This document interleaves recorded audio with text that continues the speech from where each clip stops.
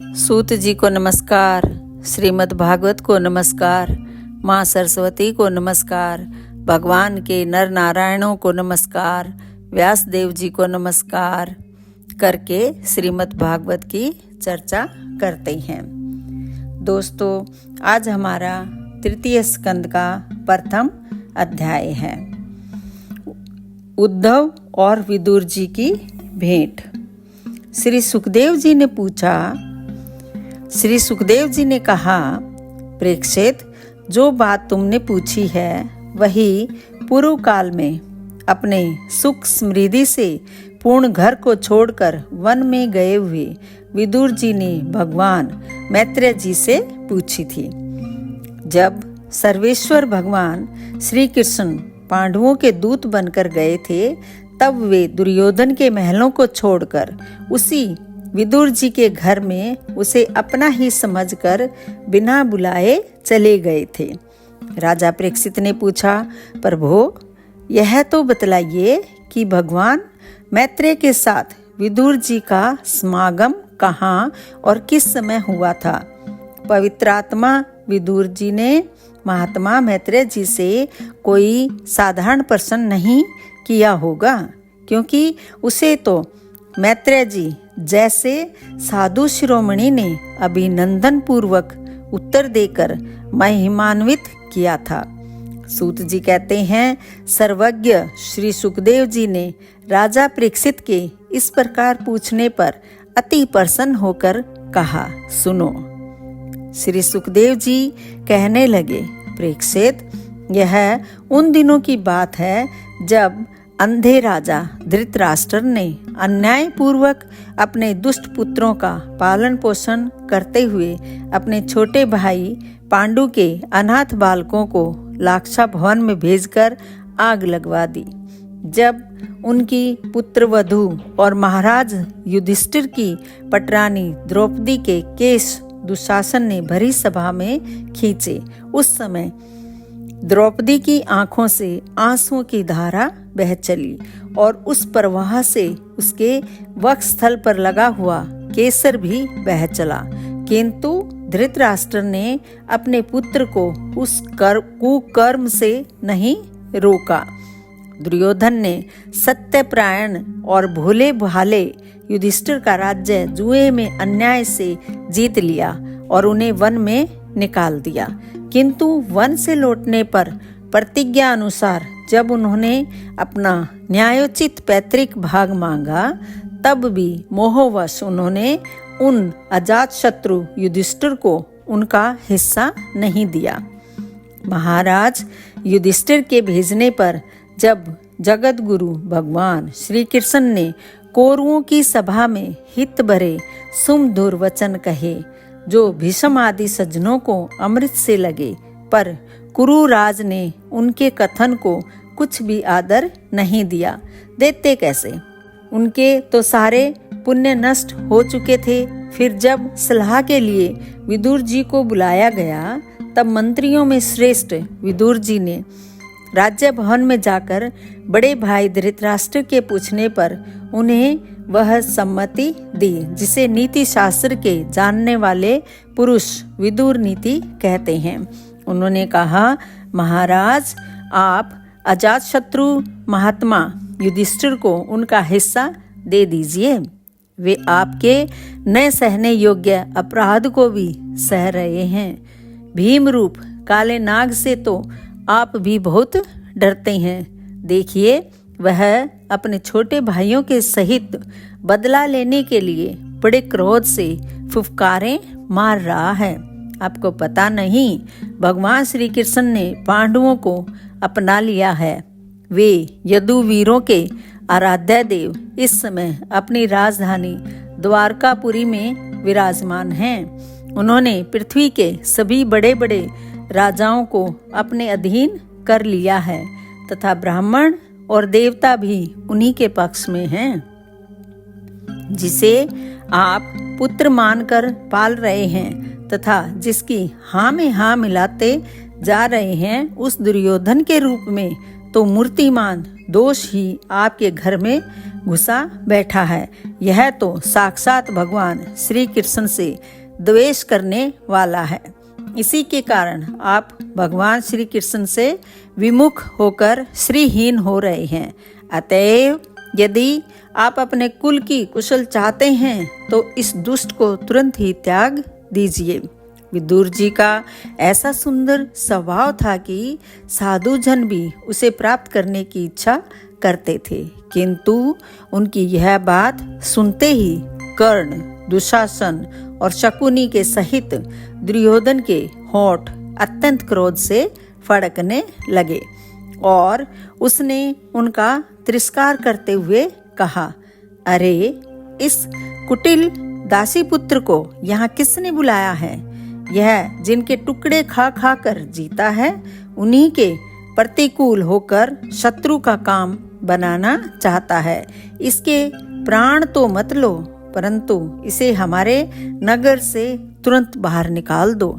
भाई के सामने ही कानों में बाण के समान लगने वाले इन अत्यंत कठोर वचनों से मर्माहत होकर भी विदुर जी ने कुछ बुरा न माना और भगवान की माया को प्रबल समझकर अपना धनुष राजद्वार पर रख वे हस्तिनापुर से चल दिए। कौरवों को विदुर जैसे महात्मा बड़े पुण्य से प्राप्त हुए थे। वे हस्तिनापुर से चलकर पुण्य करने की इच्छा से भूमंडल में तीर्थपाद भगवान के क्षेत्रों में विचरने लगे, जहाँ श्री हरि, ब्रह्मा, रुद्र, अनंत आदि अनेकों मूर्तियों के रूप में विराजमान हैं।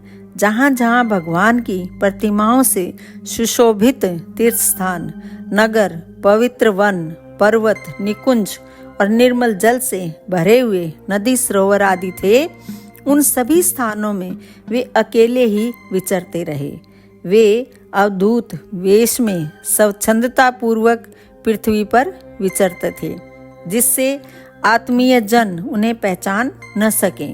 वे शरीर को सजाते न थे, पवित्र और साधारण भोजन करते, शुद्ध वृत्ति से जीवन निर्वाह करते, प्रत्येक तीर्थ में स्नान करते, जमीन पर सोते और भगवान को प्रसन्न करने वाले व्रतों का पालन करते थे।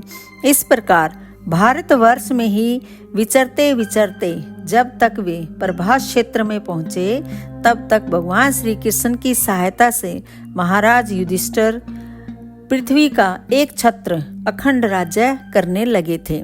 वहां उन्होंने अपने कौरव बंधुओं के विनाश का समाचार सुना, जो आपस की कलह के कारण परस्पर लड़ भिड़ कर उसी प्रकार नष्ट हो गए थे, जैसे अपनी ही रगड़ से उत्पन्न हुई आग से बांसों का सारा जंगल जलकर खाक हो जाता है। यह सुनकर वे शोक करते हुए चुपचाप सरस्वती के तीर पर आए। वहां उन्होंने तीर्थ, उष्णा, मनु, पृथु, अग्नि, असित, वायु, सुदास, गो, गुहु और श्राद्ध देव के नामों से प्रसिद्ध 11 तीर्थों का सेवन किया। इनके सिवा पृथ्वी में ब्राह्मण और देवताओं के स्थापित किए हुए जो भगवान विष्णु के और भी अनेकों मंदिर थे, जिनके शिखरों पर भगवान के प्रधान आयुध चक्र के चिन्ह थे और जिनके दर्शन मात्र से श्री कृष्ण का स्मरण हो आता था, उनका भी सेवन किया। वहां से चलकर वे धन्यपूर्ण, सौराष्ट्र, सौवीर, मत्स्य और कुरु जांगल आदि देशों में होते हुए जब कुछ दिनों में यमुना तट पर पहुंचे, तब वहां उन्होंने परम भागवत उद्धव जी का दर्शन किया। वे भगवान श्री कृष्ण के प्रख्यात सेवक और अत्यंत शांत स्वभाव थे। वे पहले बृहस्पति जी के शिष्य रह चुके थे। विदुर जी ने उन्हें देखकर प्रेम से गाढ़ आलिंगन किया और उनसे अपने आराध्य भगवान श्री कृष्ण और उनके आश्रित अपने सब जनों का कुशल समाचार पूछा। विदुर जी कहने लगे, उद्धव जी, पुराण पुरुष बलराम जी और श्री कृष्ण ने अपने ही नाभि कमल से उत्पन्न हुए ब्रह्मा जी की प्रार्थना से इस जगत में अवतार लिया है। वे पृथ्वी का भार उतारकर सबको आनंद देते हुए अब श्री वसुदेव जी के घर कुशल से रह रहे हैं।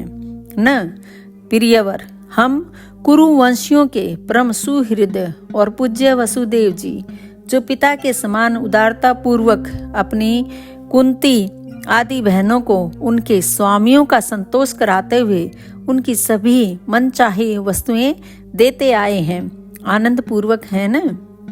प्यारे उद्धव जी, यादवों के सेनापति वीरवर प्रद्युम्न जी तो प्रसन्न है न, जो पूर्व जन्म में कामदेव थे तथा जिन्हें देवी रुक्मणी जी ने ब्राह्मणों की आराधना करके भगवान से प्राप्त किया था। सातवत, वृष्णि, भोज और दासार वंशी यादवों के अधिपति महाराज उग्रसेन तो सुख से हैं न, जिन्होंने राज्य पाने की आशा का सर्वथा परित्याग कर दिया था, किंतु कमल नयन भगवान श्री कृष्ण ने जिन्हें फिर से राज सिंहासन पर बैठाया। सौम्य, अपने पिता श्री कृष्ण के समान समस्त रथियों में अग्रगण्य श्री कृष्ण तन्य सांब सकुशल से तो है न। ये पहले पार्वती जी के द्वारा गर्भ में धारण किए हुए स्वामी कार्तिक हैं। अनेकों व्रत करके जाम्बवती ने इन्हें जन्म दिया था, जिन्होंने अर्जुन से रहस्य युक्त धनुर्विद्या की शिक्षा पाई है। वे सात्यकी तो कुशल पूर्वक हैं। वे भगवान श्री कृष्ण की सेवा से अनायासी भगवत जनों की उस महान स्थिति पर पहुंच गए हैं जो बड़े बड़े योगियों को भी दुर्लभ है। भगवान के शरणागत निर्मल भक्त बुद्धिमान अक्रूर जी भी प्रसन्न है न, जो श्री कृष्ण के चरण चिन्हों से अंकित वज्र के मार्ग की रज में प्रेम से अधीर होकर लौटने लगे थे। भोजवंशी देवक की पुत्री देवकी जी अच्छी तरह है न, जो देव माता अदिति के समान ही साक्षात विष्णु भगवान की माता हैं। जैसे वेद त्रयी यज्ञ विस्तार रूप अर्थ को अपने मंत्रों में धारण किए रहती है, उसी प्रकार उन्होंने भगवान श्री कृष्ण को अपने गर्भ में धारण किया था। आप भक्त जनों की कामनाएं पूर्ण करने वाले भगवान अनिरुद्ध जी सुखपूर्वक हैं न, जिन्हें शास्त्र वेदों के आदि कारण और अंत्यकरण चतुष्ट के चौथे अंश मन के अधिष्ठाता बतलाते हैं। सौम्य स्वभाव उद्धव जी अपने हृदयेश्वर भगवान श्री कृष्ण का अनन्य भाव से अनुसरण करने वाले, जो हृदय सत्य भामानंदन चारुदेशन और गद आदि अन्य भगवान के पुत्र हैं, वे सब भी कुशल पूर्वक हैं न। महाराज युधिष्ठिर अपनी अर्जुन और श्री कृष्ण रूप दोनों भुजाओं की सहायता से धर्म मर्यादा का न्याय पूर्वक पालन करते हैं न। मैं दानव की बनाई हुई सभा में इनके राज्य वैभव और दबदबे को देखकर दुर्योधन को बड़ा डाह हुआ था।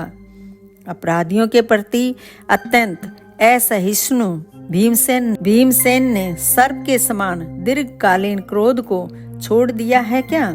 जब वे गदा युद्ध में तरह तरह के पैंतरे बदलते थे, तब उनके पैरों की धमक से धरती डोलने लगती थी।